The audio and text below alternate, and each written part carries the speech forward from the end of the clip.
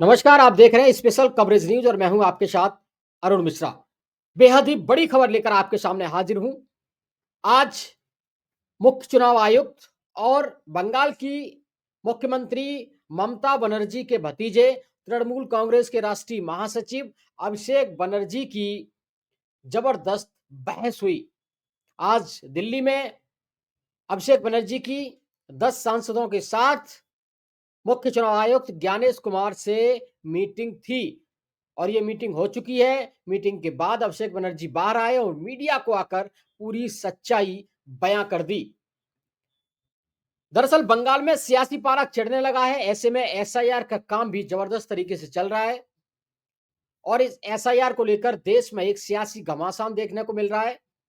विपक्ष के लोग लगातार एसआईआर को लेकर ज्ञानेश कुमार पर हमलावर हैं और इसी को लेकर आज एसआईआर को लेकर ही अभिषेक बनर्जी की अपने पार्टी के 10 सांसदों के साथ मीटिंग थी और ये मीटिंग करीब 2.5 घंटे चली। बैठक के बाद केंद्र सरकार और मुख्य चुनाव आयुक्त ज्ञानेश कुमार पर अभिषेक बनर्जी ने कई गंभीर आरोप लगाए हैं। इस दौरान बैठक में अभिषेक बनर्जी और ज्ञानेश कुमार के बीच तीखी बहस भी देखने को मिली। अभिषेक बनर्जी ने आके बताया कि ये हमारी जो मीटिंग थी वो दोपहर 2 बजे शुरू हुई और ये मीटिंग करीब 2.5 घंटे चली और इसमें 8 से 10 मुद्दों पर बात हुई। पिछली बातचीत को याद करते हुए उन्होंने कहा कि टीएमसी के 10 सदस्यों का डेलीगेशन 28 नवंबर को इलेक्शन कमीशन ऑफ इंडिया से मिला था, लेकिन उस समय पूछे गए 5 सवालों में से किसी भी एक सवाल का जवाब हमें अभी तक नहीं मिला है। उसके बाद लगातार उन्होंने एसआईआर के बारे में मुख्य चुनाव आयोग से बातचीत की, लेकिन अभिषेक बनर्जी ने बड़ा दावा किया। अभिषेक बनर्जी ने कहा है कि मुख्य चुनाव आयुक्त ने उनसे उंगली उठाकर बात करने की कोशिश की, लेकिन मैंने उनसे साफ कहा कि उंगली नीचे करके बात करो। आप नॉमिनेटेड यानी मनोनीत हैं, जबकि हम निर्वाचित प्रतिनिधि हैं। अभिषेक बनर्जी खुद सांसद हैं। उन्होंने कहा कि हम किसी के दास या गुलाम नहीं हैं। उन्होंने मुख्य चुनाव आयुक्त को चुनौती भी दी। उन्होंने कहा कि यदि हिम्मत है तो बैठक का सीसीटीवी फुटेज सार्वजनिक करें और मीडिया के सवालों का सामना करें। बेहद ही बड़ी खबर है, चौंकाने वाली खबर है, देश की सियासत में भूचाल लाने वाली खबर है।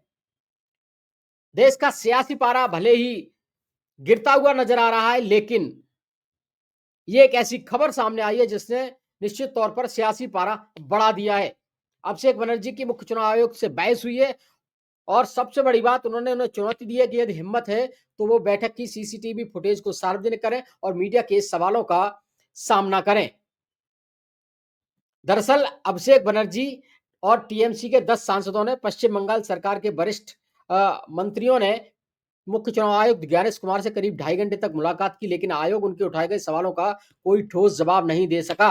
उन्होंने आरोप लगाया कि 28 नवंबर को भी आयोग से सवाल पूछे गए थे, लेकिन उनका अब तक न जवाब मिला है, उल्टा चयनित लीक मीडिया को दे दिए गए।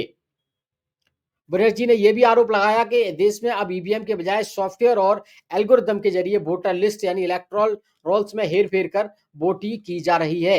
इस दौरान अभिषेक बनर्जी ने सवाल उठाया कि रोहिंग्या और बांग्लादेशी घुसपैठियोयों के नाम पर बंगाल को बदनाम किया जा रहा है। कल आपने देखा होगा जिस तरीके से देश के गृह मंत्री अमित शाह बंगाल में थे और उन्होंने वहां घुसपैठिए का मुद्दा बड़ा जबरदस्त तरीके से उठाया।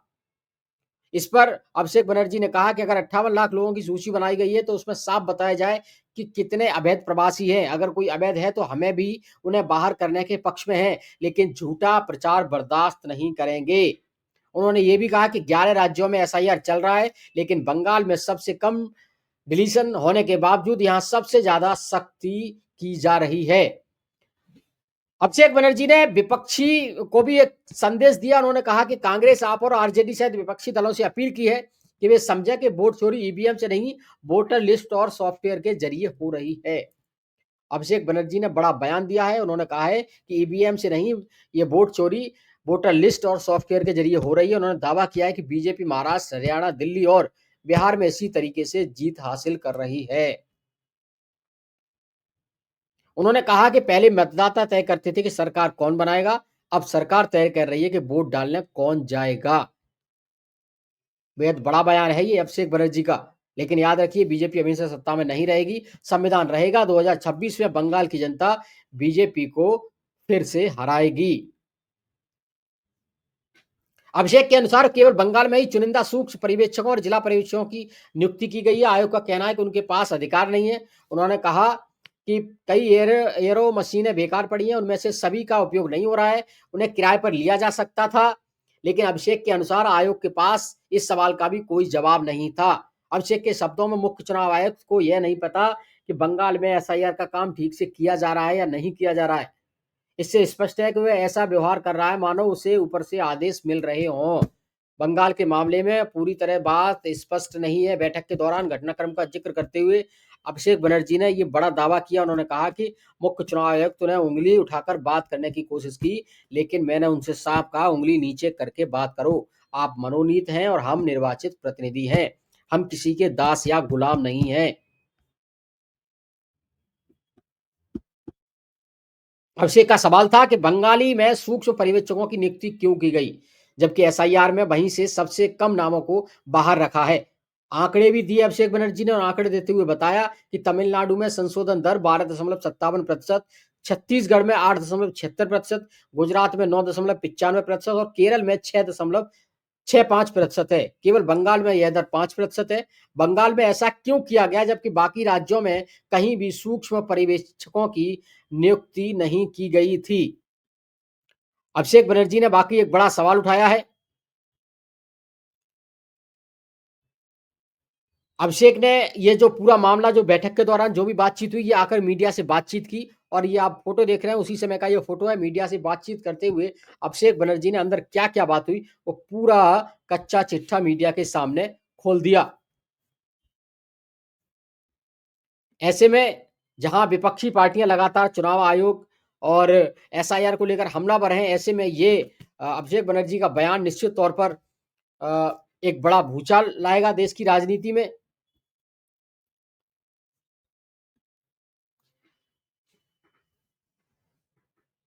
लगातार अभिषेक बनर्जी जो लगातार एसआईआर को लेकर लगातार सरकार पर भी सवाल उठा रहे हैं और चुनाव आयोग पर भी सवाल उठा रहे हैं। अभिषेक बनर्जी ने मीडिया से ये भी कहा कि जिसको चुनाव कराना आता है वोटर लिस्ट में चोरी कर रहा है, वोटर लिस्ट में भी चोरी हो रही है। अगर कांग्रेस ने ये पकड़ लिया होता तो हरियाणा, महाराष्ट्र, दिल्ली और बिहार बिहार चारों जगह भाजपा हारती।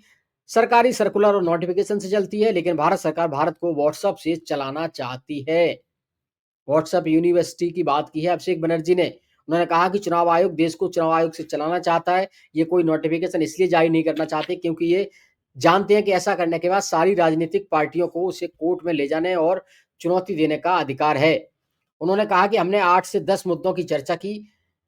करीब ढाई घंटे तक इस बैठक में पिछली बार करीब 1 महीने पहले 28 नवंबर को हमारी पार्टी का एक 10 सदस्यीय प्रतिनिधिमंडल यहाँ आया था। हमने चुनाव आयोग से 5 सवाल पूछे थे, लेकिन उनमें से एक का भी सटीक जवाब नहीं मिला। उसी रात चुनाव आयोग ने चुनिंदा तौर पर कुछ पत्रकारों को जानकारी लीक की और दावा किया कि उन्होंने हर सवाल का जवाब दे दिया। इसके तुरंत बाद मैंने ट्वीट कर कहा था कि तृणमूल कांग्रेस के पास डिजिटल सबूत है और चुनाव आयोग ने हमारे किसी भी सवाल का जवाब नहीं दिया। उन्होंने कहा कि इस बार भी 2-3 बिंदुओं को छोड़कर किसी भी मुद्दे पर कोई स्पष्टता नहीं मिली। जब मैंने उनसे एसआईआर के बारे में पूछा, तो वे बात को नागरिकता के मुद्दे पर मोड़ देते हैं। किसी भी सवाल पर कोई ठोस जवाब नहीं मिला। वो हमें उँगली दिखा के बात कर रहे थे। मैंने कहा आप नॉमिनेटेड हैं और हम इलेक्टेड हैं। उन्होंने ये पूछा कि ड्राफ्ट सूची के बाद हमको पता चला है कि करीबन 89% लोगों को मैपिंग हो गई है। बंगाल को जो नीचा दिखाने की मानसिकता है, उसके लिए जिम्मेदार कौन है? ज्ञानेश कुमार मुख्य चुनाव आयुक्त बनने से पहले कोऑपरेटिव मंत्रालय में कोऑपरेटिव सचिव थे। अचानक उनको मुख्य चुनाव आयुक्त बना दिया जाता है। उनको यहाँ भेज दिया गया है, जिससे कि वह देश को बर्बाद कर सकें, इस संवैधानिक संस्था को बर्बाद कर सकें। अभिषेक बनर्जी ने बड़ा आरोप लगाया है। इस दौरान अभिषेक बनर्जी ने गृह मंत्री अमित शाह को भी निशाने पर लिया। उन्होंने कहा कि जितना ताकत है लगा लें, जितनी भी ताकत लगा सकते हैं लगा लें, हम चुनाव जीतेंगे, जनता हमारे साथ में है। अगर यही चीज़ कांग्रेस पकड़ लेती तो कांग्रेस चुनाव नहीं हारती। मैं तमाम विपक्षी पार्टियों से कहूँगा कि वह इस मुद्दे को गंभीरता से लें। ईवीएम से वह चोरी नहीं हो रही है, वोटर लिस्ट से चोरी सरकार कर रही है। उन्होंने कहा कि इससे पहले मतदाताओं को संदेह के घेरे में नहीं डाला गया था। पहले वोटर तय करता था कि सरकार किसकी बनेगी, प्रधानमंत्री कौन बनेगा, लेकिन अब सरकार और प्रधानमंत्री तय करते हैं कि वोट देना कौन जाएगा।